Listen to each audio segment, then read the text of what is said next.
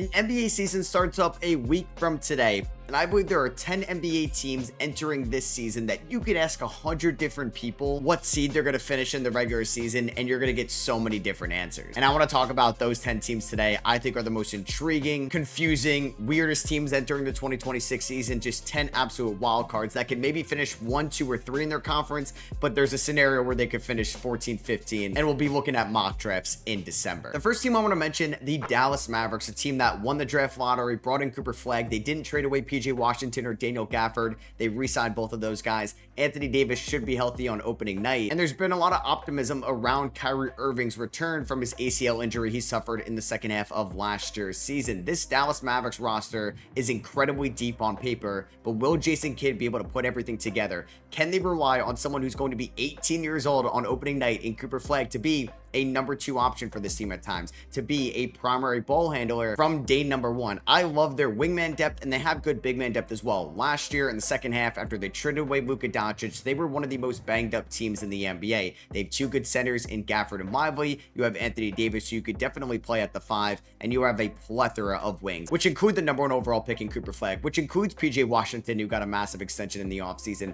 Najee Marshall, Caleb Martin, Klay Thompson, Jaden Hardy, Max Christie, a bunch of different guys you could throw on the perimeter. They bring in D'Angelo Russell. I like what I've seen out of Brandon Williams and Ryan Nembhard as well. I think this Mavericks team could end up becoming a 3 seed in the Western Conference. But like I said, Jason Kidd needs to maximize this group until Kyrie Irving returns. Will they have good enough floor spacing? Can Anthony Davis be the full-time power forward next to Gafford or Lively, or do they need to have AD at the 5? Will there be a trade for this team this season? And how is Cooper Flagg's scoring going to look out of the gate? I think he's going to be a great player in this league. I think he's going to be an all-star one day, but they are going to have high expectations for the 18-year-old kid right out of the gate, and I think Cooper Flagg may dictate the Mavericks season. Yes, it's Anthony Davis and Kyrie Irving's health, but I feel like the Mavericks may go as far as Cooper Flagg can be as a number 2, and then when Kyrie Irving returns, as a number 3 option. We know the defense is going to be NBA ready, but how is the offense going to look? How is the playmaking going to look? Do they have flexibility to make a trade this year at the deadline? Would they part ways with one of their big men or one of their wings? Like, if we fast forward to the end of the season right now, I could totally see a scenario where the Mavericks are the 10 or 11 seed in the Western Conference, but I wouldn't be insanely shocked if they were the 3 or the 4 seed in the West. I think they are a polarizing team in the 2026 season. Let's just stay in the same state, because I also think the San Antonio Spurs are so fascinating this upcoming season because of Victor Wembanyama. I think he's been the most hyped up player going into this NBA season, maybe up there with Alperen Şengün, because Wemby had an incredible first 2 years of his career. Unfortunately, last year was cut short, but he was going to win Defensive Player of the Year as a sophomore in this league.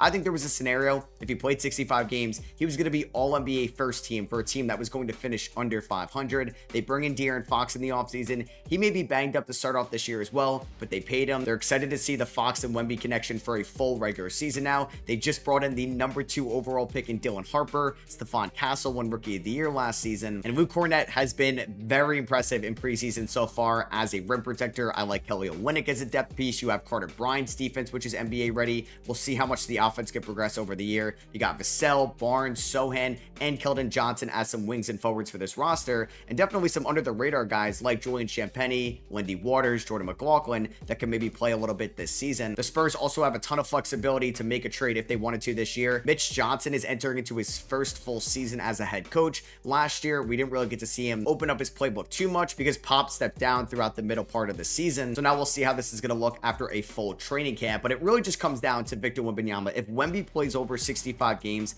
at the level we think he could play at, this Spurs team could be a 2 seed or a 3 seed in the Western Conference, but if Wemby misses sometimes, maybe they don't utilize him properly, Fox misses some time, and they can't play Castle, Harper, and Fox out there at the same time as well, maybe there's a chance this team is a play-in tournament team, or they miss out on the play-in tournament. I do think they have a wide variance in the 2026 season, and they're going to go as far as Victor Wembanyama can take them, because if Wemby takes that leap that we think he can, we could see the Spurs win a playoff series or 2. I feel like if we made this type of video over the last 5 years, the Philadelphia 76ers would be in it every single year. The Sixers recently had like an open practice where fans were able to go and attend. Embiid was playing, Embiid looked healthy, and that is going to be the wild card of this upcoming season. I think Cooper Flagg's a massive wild card. Victor Wembanyama Joel Embiid, maybe the biggest wild card as it gets when you're entering an NBA regular season, because 2 years ago in 2024, before he had that massive injury, he was one of the best players in the NBA coming off an MVP season in 2023. If Embiid could give them just 50 games this year, you may get top 5 play out of your center, something they only got 19 games of last year and 39 games the year prior. Can Paul George just be a little bit more reliable this year? I think if he could play 50 plus games, he has to be better than what he was a year ago. You have Tyrese Maxey at full strength to start off the year. The hamstring injury kind of deterred his play last year. You're bringing the number 3 overall pick. I didn't mean to do it like this for the video, but Mavericks have the number 1 pick, Spurs have number 2, and the Sixers have number 3. Hopefully Jared McCain doesn't miss too much time. How is Quentin Grimes going to look after he didn't get the contract extension he wanted in the offseason? I do worry about the front court a little bit, obviously with Embiid and Paul George's health, but will Kelly Oubre step up? A Dembona, Trendon Watford, one of those guys, maybe Justin Edwards as a stretch forward for this team? Because I think if this team could stay healthy or relatively healthy this season in a wide open Eastern Conference, a weak conference, the Sixers could finish as a 3 or 4 seed, but I would not be shocked either if they are running up the mock drafts in January because their pick is top 4 protected to the Oklahoma City Thunder. So if they know this is a lost season, they're going to want to bottom out yet again. But I think that would be a massive disappointment if we are even in those talks late this season. I would like to see the 76ers try to make the playoffs this year. They have the talent to do so. They just need to stay healthy. We'll stay in the Eastern Conference, and we're going to talk about the Milwaukee Bucks because they have somebody that's going to have all eyes on him all year, Giannis Antetokounmpo. We all thought there was a chance he could get traded in the 2025 offseason after the Bucks had another disappointing playoff exit in round number 1 this time against the Indiana Pacers. Damian Lillard unfortunately tore his Achilles in that series. The Bucks shocked everybody when they waived Damian Lillard, stretched out his contract, and brought in Miles Turner to help their 2026 roster. To keep Giannis happy, to keep this team competitive, they bring in guys like Cole Anthony and Gary Harris. They bring back basically every role player from last year's roster outside of Brook Lopez. He's in Los Angeles. And will this team be competitive enough to keep Giannis Antetokounmpo happy because he's extension eligible in October of 2026? You could not. And I mean, you could not run the risk of not extending him next year where he could be an unrestricted free agent in 2027 and leave for nothing. Basically, Kevin Durant 2.0, and this Bucks team does not dictate their future with their draft capital. It's going out to New Orleans. It's going out to Portland. No, they need to figure that out over the next 12 months, and all eyes are going to be on Giannis and the Bucks. Maybe Giannis can just be an MVP this year. Maybe he wins that award for the 3rd time in his career. The Bucks are playing in the Eastern Conference Finals, or maybe there's a chance the Bucks play in the 7-8 play-in matchup, and they are not even making the playoffs after maybe a disappointing loss or 2. I'm going to be fascinated to watch Toronto Raptors games this year because this is an expensive team that had a disappointing season last year. Ton of guys were injured. They trade for Brandon Ingram at the deadline. They extend him before he even plays a single game for them, and they end up picking in the top 10, and they take Colin Murray-Boyles. Now, the Raptors preseason games have been entertaining. I've been optimistic about their offense because of what Brandon Ingram could do as a shot creator and as a playmaker for this team, but I do think Scotty Barnes has been settling a ton in preseason. It's just preseason, right? Maybe he just doesn't care about it. Maybe he's just experimenting with new moves, but he's not been attacking the basket. He's not been aggressive. He's been settling on jumpers, and I think that's going to be something to watch this year. Over the last few years, ever since they traded away Pascal Siakam, Scotty Barnes has been the number 1 scoring option. How is he going to feel being the number 2? Brandon Ingram is far along as a number 1 option than Scotty Barnes is offensively. You still have RJ Barrett and Emmanuel Quickley in the mix. Both those guys are making around $60 million combined next season. Will they play up to their word? Jakob Poeltl just got an extension this offseason. You have a lot of young guys on this bench that are going to be fighting for minutes between Grady Dick, Colin Murray-Boyles, Jacoby Walter, Mogbo, and Shed, 2 standout 2nd-round picks from last year's draft. I think they're going to be a good defensive team this year. We'll just see how far this offense can go. Another team that I could see as a 5 or 6 seed in the Eastern Conference, but also as the 11th or 12th seed. And we'll stay in the Eastern Conference, and I want to talk about the Miami Heat, a team that I feel like never tries to bottom out. They're always competitive throughout the regular season. Last year, they had the most eyes on them for all the wrong reasons with the whole Jimmy Butler drama. He ends up getting traded to Golden State. And finally, the vibe should be good here in Miami. A full offseason with Andrew Wiggins under Eric Spoelstra. Year 2 Kelowna looks very promising after the preseason he's had. They got Norman Powell for basically free in the offseason, and hopefully Tyler Hero doesn't miss too much time. This roster has good players. I'm excited about Kasper Shakuchonis, Hamri Hakas, Nikola Jovic, Davion Mitchell, Simone Fontecchio. So many X factors for the 2026 Heat that can propel them to a top 6 seed in the Eastern Conference. But there are still really good teams in the Eastern Conference, and we could just bump Miami down and down. What if this offense does not get going at the start of the year? What if Hero can't really save their season on that end of the floor? What if Bam does not take an offensive lead? And maybe they're going to be fine defensively, but they may struggle on the offensive end of the floor. So maybe there's a scenario the Heat don't make the playoffs, don't make the play-in tournament. At least they do have their first round pick in the 2026 draft. I do wonder what they're going to be at the February trade deadline. Are they going to be buyers or are they going to be sellers? A team that doesn't want to bottom out this year because they don't own their first round pick, the New Orleans Pelicans. They traded away their unprotected Bucks and Pelicans pick swap to the Atlanta Hawks on the night of the 2025 draft to trade up and get Derek Queen. So they have no reason to bottom out this year,